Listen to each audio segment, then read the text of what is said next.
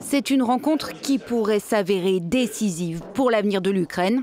Volodymyr Zelensky a reçu jeudi à Kiev un haut gradé du Pentagone, Dan Driscoll, venu lui présenter un plan de paix. Mes meilleures salutations au président Trump, de ma part et de celle de mon équipe. Nous lui sommes tellement reconnaissants. Négocié en amont par les États-Unis avec la Russie, le contenu du plan avait déjà fuité dans la presse américaine plusieurs heures avant la rencontre.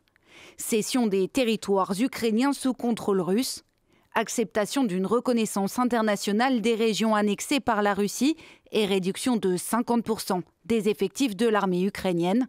Des concessions jusqu'alors jugées inacceptables par Kiev. Mais cette fois, le président ukrainien ne ferme pas la porte.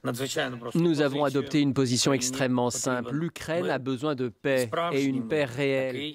Une paix qui ne sera pas rompue par une troisième invasion, une paix digne, afin que les conditions respectent notre indépendance, notre souveraineté et la dignité du peuple ukrainien. Pourquoi ce changement de ton du président ukrainien ? Peut-être à cause du scandale de corruption qui touche des proches de Volodymyr Zelensky, une faille sur laquelle Vladimir Poutine compte bien capitaliser. C'est désormais un fait bien connu, suite aux résultats de l'enquête anticorruption menée en Ukraine même. Et je pense qu'il est clair pour tout le monde que ces personnes, assises sur des tas d'or, ne se soucient guère du sort de leur pays ou du sort des citoyens ordinaires en Ukraine.